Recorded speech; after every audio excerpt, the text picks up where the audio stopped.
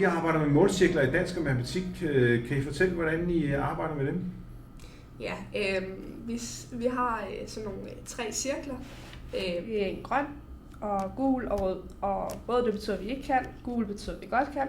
Næsten. Og grøn det betyder, at vi er helt 100% sikre på det.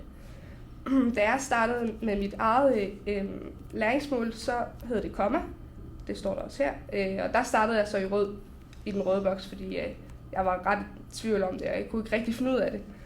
Når jeg så var færdig med mit eget forløb, så var jeg ret sikker på, at jeg var rigtig god til mit eget læringsmål, og så rykkede jeg den så fra rød til grøn.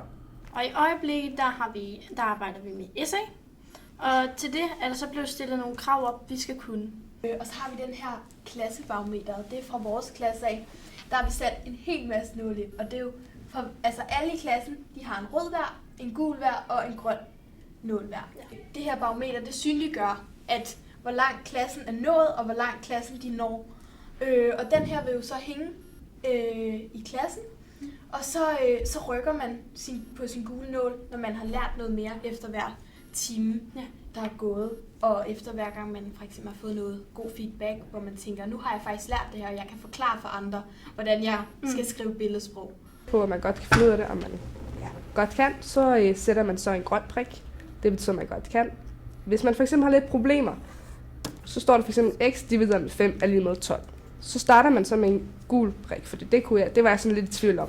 Men så har jeg så rykket den til en grøn, fordi det kan jeg godt finde ud af. Så er der også den røde prik, for eksempel minus x divideret med 8 er lige med 9. Det kunne jeg slet ikke finde ud af i starten. Og jeg har rykket den til gul, fordi jeg kan næsten. Så det er i princippet det samme som i dansk, at grøn kan godt, gul kan næsten, og rødt kan slet ikke. Hvad gør I så, når det er svært, og I har svært ved at finde ud af det? Vi bruger vores mailkoncept. M står for materialer, E står for elever, og L står for lærer. Når vi skal løse opgaver i 2B, så følger vi den her opskrift. Jeg læser min opgave grundigt.